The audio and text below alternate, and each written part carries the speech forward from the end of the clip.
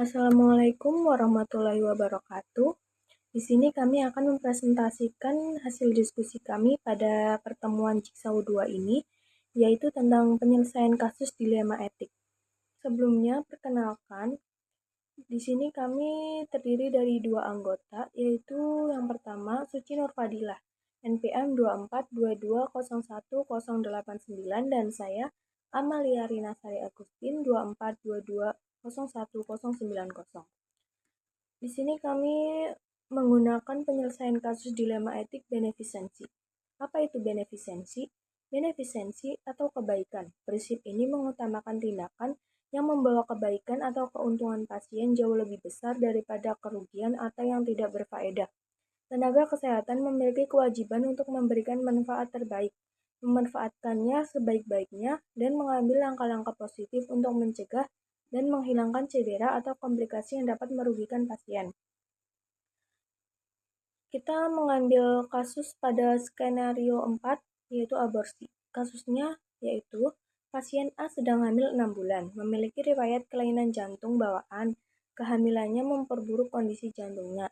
Selain itu, ada resiko signifikan bayi juga mengalami kelainan jantung dan semakin mempersulit kelahiran. Namun, berdasarkan keyakinan agamanya, pasien A ragu untuk melakukan aborsi. Penyelesaian kasus. Dalam menyelesaikan kasus dilema etik yang terjadi pada kasus pasien A, dapat diambil salah satu kerangka penyelesaian etik, yaitu kerangka pemecahan etik yang dikemukakan oleh Cozier dan Earth 1989 dengan langkah-langkah sebagai berikut. Yang pertama yaitu mengembangkan data dasar. Poinnya yaitu siapa yang terlibat dalam situasi tersebut, yaitu pasien A, suami pasien, keluarga, anak, perawat, dan dokter bedah. Apa tindakan yang diusulkan? Tindakan yang diusulkan yaitu dalam hal ini, perawat mempunyai peran dalam memberikan asuhan keperawatan, yaitu memberi pengertian dan menjelaskan secara lengkap tentang kondisi pasien untuk melakukan aborsi demi menyelamatkan nyawa pasien yang kemungkinan besar bisa diselamatkan. Tetapi pasien ragu karena aborsi menentang ajaran agama Islam atau agama pasien. Peran perawat yaitu memberitahu bahwa aborsi boleh dilakukan jika dengan keadaan yang mendesak atau menyelamatkan nyawa seseorang. Apa maksud dari tindakan yang diusulkan? Dengan menjelaskan secara lengkap, diharapkan pasien bisa menerima dan membuat keputusan untuk melakukan aborsi demi keselamatan ibu itu sendiri. Apa konsekuensi yang mungkin timbul dari tindakan? Konsekuensinya yang pertama yaitu biaya operasi yang cukup besar. Yang kedua, bila operasi tetap dilakukan, pasien harus merelakan kematian anaknya. Bila operasi tidak dilakukan, kemungkinan besar akan memperburuk keadaan ibu dan bayi atau yang paling parah nyawa keduanya tidak bisa tertolong.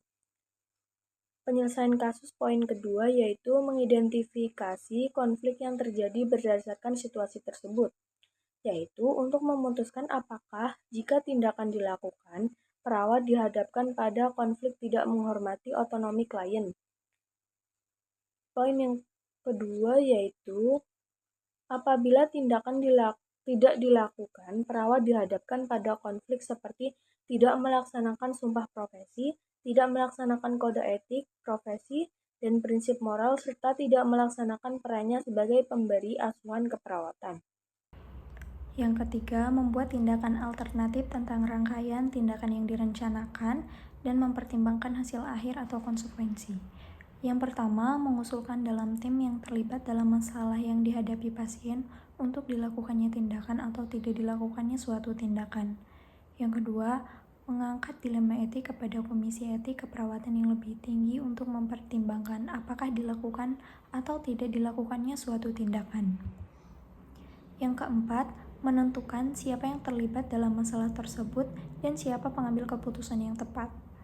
Yang pertama, pasien A memiliki hak penuh untuk mengambil keputusan sesuai dengan keyakinan dan pilihannya sendiri, karena keputusan akhir tetap ada di tangan pasien A.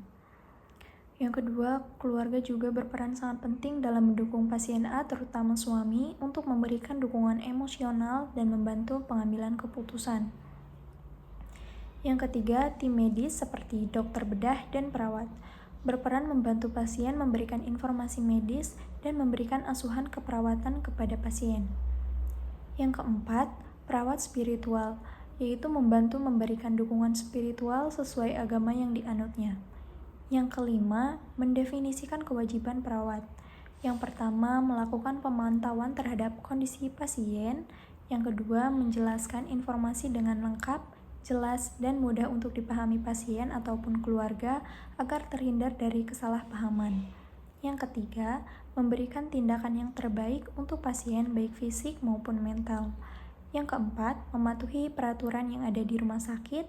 Yang kelima, melaksanakan prinsip etik keperawatan. Yang keenam, membuat keputusan. Dalam kasus Nyonya A, yaitu seorang ibu hamil 6 bulan dengan riwayat kelainan jantung bawaan, kehamilannya memperburuk kondisi jantungnya, dan resiko signifikan bayi mengalami gangguan jantung. Dan begitu, perlu adanya pengambilan keputusan yang tepat. Keputusan tersebut dapat diambil setelah tim medis memberikan penjelasan mengenai kasus Nyonya A dan bayinya. Keputusan akhir sepenuhnya ada di tangan pasien A dan keluarga. Dalam masalah tersebut, tim medis tetap menghormati keyakinan Nyonya A, namun tetap memberikan penjelasan mengenai resiko yang akan terjadi jika kehamilan tetap dilanjutkan. Selain itu, tim medis menawarkan jalan alternatif untuk membantu kesehatan jantung Nyonya A selama kehamilan. Dengan begitu, perawat tetap menjalankan tugas prinsip etiknya.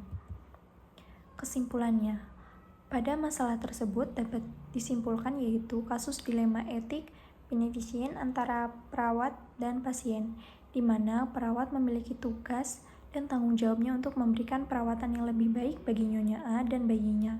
Namun, Nyonya A memiliki hak penuh dalam menentukan keputusannya berdasarkan keyakinan yang dianutnya. Dalam hal ini dibutuhkan konseling, agama, atau spiritual, dan etika untuk membantu pasien mempertimbangkan resikonya.